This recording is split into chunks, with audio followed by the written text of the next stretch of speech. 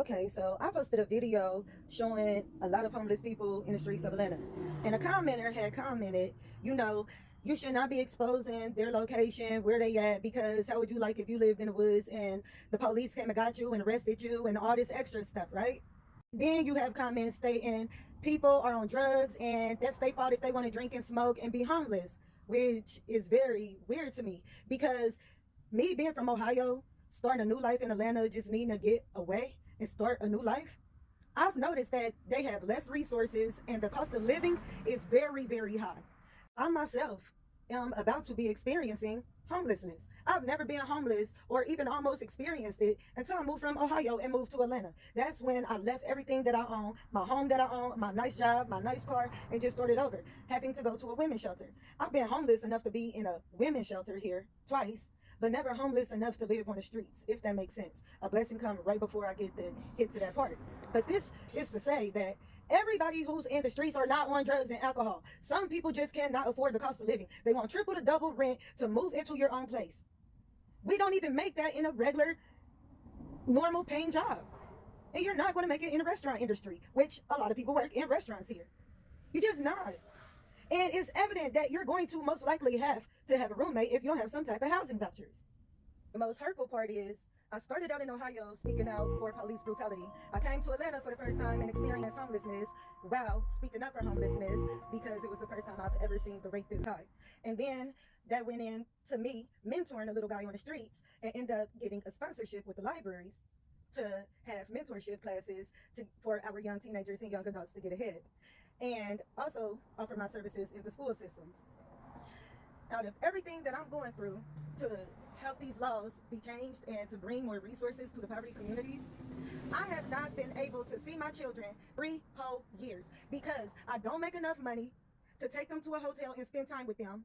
I don't make enough money in these 9-to-5 jobs to be able to get my own place because these managers are not allowing me to grow in my leadership and to earn more money when they see that you have great leadership skills. And that is factual. And that is a hard pill to swallow. So when you speak of homelessness, nobody knows how much I gave up, all that I went through, all that I'm going through to serve a purpose in this world. All that I gave up, all that I sacrificed, all that I risked. The time I have not seen my children. The things that I'm missing on in their life. My son about to graduate HVAC school. That's a big accomplishment I won't be there for because I'm doing God's work. So please be kind to humanitarians here on earth. We is going through it, y'all. Damn. Like, everybody is not on drugs and alcohol. When I first moved to Atlanta, I was helping a woman who lived in her court with her 8 children and 3 dogs, all in a car. It's children living in the woods with their mothers.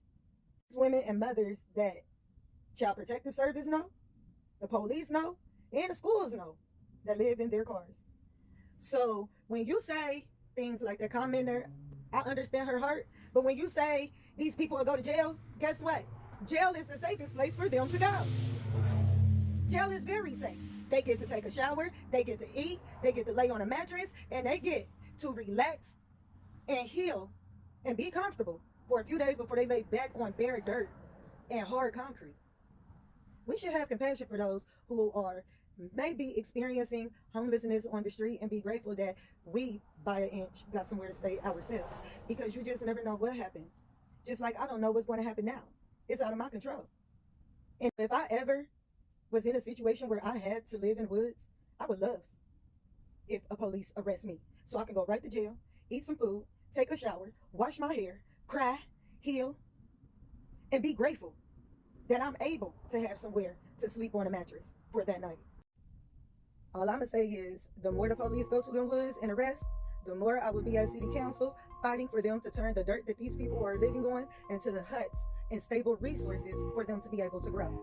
I got solutions to these issues and I will be addressing them. And I won't stop bringing attention to where attention needs to be for them to put more in the poverty areas so our people can have a choice to grow.